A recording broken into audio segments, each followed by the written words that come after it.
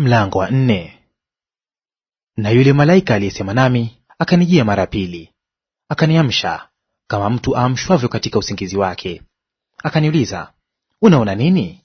Nikasema, nimeona na tazama, kinara cha taa cha dhahabu tupu, nacho kina bakuli juu yake na taa zake 7 juu yake.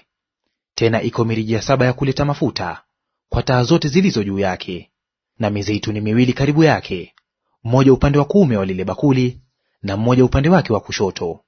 Nami nikajibu nikamwambia yule malaika aliyesema nami, nikasema, Bwana wangu, vitu hivi ni nini? Ndipo malaika aliyesema nami akajibu akaniambia, hujui vitu hivi ni nini? Nikasema, la, bwana wangu. Akajibu akaniambia akisema, hili ndilo neno la Bwana kwa Zerubabeli kusema, si kwa uwezo wala si kwa nguvu, bali ni kwa Roho yangu, asema Bwana wa majeshi. Nani wewe, mlima mkubwa? Mbele ya Zerubabeli utakuwa nchi tambarare, naye atalileta lile jiwe la kuwekwa juu kabisa, pamoja na vigelegele vya neema ilikalie.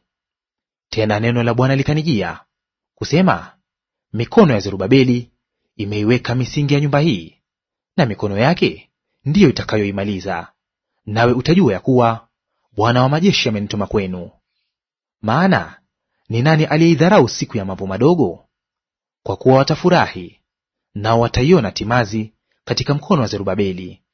Naam, hizi 7 ndizo macho ya Bwana yapiga mbio huko na huko duniani mote.